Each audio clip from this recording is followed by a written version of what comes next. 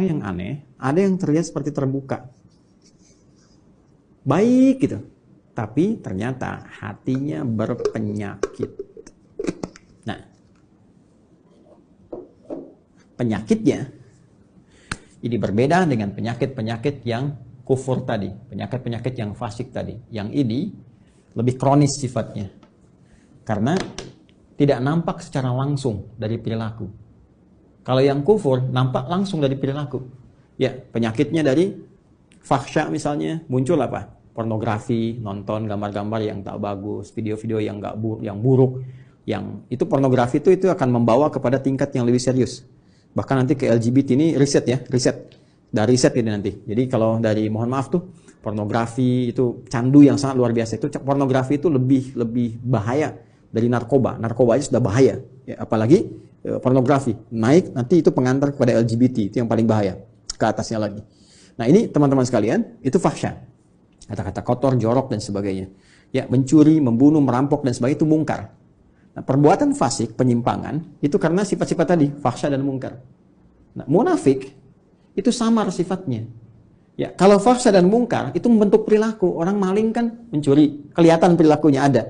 Tapi kalau munafik itu perilakunya kayak baik, sikapnya baik. Padahal kebaikan itu dibangun oleh sinyal-sinyal yang kotor dari nafsunya. Itu penyakitnya, penyakit yang sangat menarik. Berbeda dengan penyakit-penyakit biasa. Apa di dalamnya? Seperti riya misalnya. Hasad misalnya. Ya, hiqd misalnya.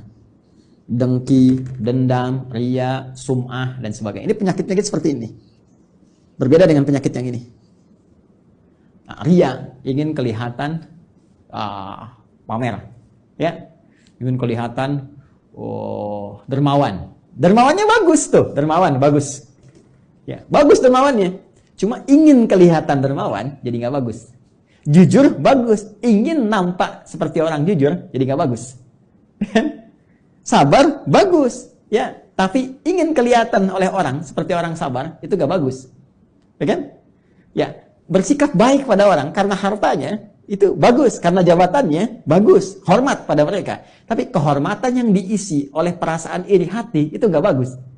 Hormat, ya maaf, ya di wajahnya ada senyuman, masya Allah Pak, Bapak itu luar biasa, bisa punya jabatan seperti sekarang. Cuma di hatinya, mudah-mudahan Bapak besok kehilangan jabatan. Itu hasad, keinginan meruntuhkan kenikmatan diperoleh orang lain. Itu hiqd. Ini bahaya. Itu yang disebut dengan sifat-sifat ini melahirkan sifat nifak yang membentuk munafik. Tipikal golongan ketiga. Jadi orang munafik itu sama-sama yang ingin saya sampaikan punya penyakit di hatinya. Punya penyakit di kolbunya. Ya, penyakit yang melahirkan dampak kepada fisik disebut daun. Penyakit yang melahirkan dampak kepada jiwa, sumbernya dari kolbun disebut maradun. Jadi orang yang sedang riya itu maradun, orang yang sedang hasad itu kena penyakitnya maradun, orang yang hiqd, dengki, ya, dendam itu maradun, ada penyakit di kolbun. Kalau satu orang, kalau banyak orang, ya, maka jamak bentuknya dari kolbun jadi kulubun, ya, di kulubnya ada apa? Ada maradun. Karena itu kalau ditanya kemudian, kenapa orang munafik itu bermasalah imannya? Kenapa dia menipu dirinya sendiri? Di ayat 9, ya kan? Kenapa dia mencoba menipu Allah dan orang beriman? Padahal tanpa sadar dia menipu dirinya sendiri. Karena di kolbunya ada maradun. Karena di kulub mereka kalau banyak. Karena munafik menular. Kalau banyak orangnya di kulubun. Ya, di kulub hati-hati mereka itu ada penyakit maradun. Maka dijawablah dari pemaparan ini. Turunlah kemudian, perhatikan, ya, pernyataan tegas dari Allah Subhanahu wa taala yang mendasari pemaparan yang telah diuraikan tadi, ayat 10. Fi qulubihim marad. Fi qulubihim maradun. Ini fi qulubihim marad. Yang paling menarik di ayat ke-10 ini, yang Allah tekankannya tuh yang ini, khabarnya. untuk menjawab pertanyaan di ayat 8-9 tadi. Ketika Anda bertanya, kenapa sih orang munafik ini imannya bermasalah? Ya, masalahnya apanya sebetulnya? Kan kelihatannya seperti orang baik. Di mana letak masalah di imannya? Maka Allah tekankan, hei, masalahnya di hatinya itu loh ada persoalan. Di jiwanya. Ada masalah besar di hatinya yang nggak sama seperti orang normal. Ini orang nggak normal, kelihatan baik tapi hatinya berpenyakit. Kan? Ini yang ingin ditekankan. Di persoalan utama orang munafik itu ada pada jiwanya. Ini kembali ke sini tadi ini. Ini yang sedang dikuasai oleh setan dengan penguasaan yang sangat dahsyat. Sehingga nggak nampak seperti orang-orang fasik. Nggak kelihatan seperti orang kafir yang menutup diri, yang jelas perilakunya. Ya, jelas nih, arahnya jelas. Ini samar kelihatannya. Kenapa? Karena ada bahaya di sini nih. Dan bahayanya apa? Jenisnya. Anda bertanya lagi, apa ya Allah jahat? Jenisnya apa? Bahayanya apa? Penyakitnya bagaimana? Marad nih. Fi qulubihim marad. Nah, jadi ada penyakit-penyakit samar yang nggak nampak secara langsung, nggak kelihatan. Ya, nggak kelihatan, tapi lewat perilaku itu bisa terdeteksi. Nanti yang bisa melihatnya adalah nilai-nilai keikhlasan. Benar nggak nih? Saya mau menyumbang Pak untuk renovasi masjid. Kelihatannya di sini ada renovasi. Oh iya Pak, Masya Allah, Alhamdulillah. Sampai sini masih bagus. Berapa Pak kebutuhannya? 5 miliar. Nggak usah. Biar Pak nggak usah buka sumbangan. Biar saya aja yang nyumbang. Kan? Sampai sini masih bagus. Benar Pak? Iya nggak apa-apa. Ikhlas Pak karena Allah. Bismillah. Nih 5 miliar. Tapi mohon Pak ya, nanti pas Jumatan dikasih tahu bahwa saya mengatasi semuanya ini. Kalau perlu di akun Bapak sebarkan dari Sabang sampai Merauke. Nah, mulai muncul. Jelas ya? Nah, ini hal-hal demikian. Nanti kalau ini dikuasai terus, dipelihara terus, maka mulai nanti muncul tindakan-tindakan anarkis dalam kehidupan. Terbawa nanti. Mula-mula nggak enak fisik. Ini penyakit munafik ini berbahaya.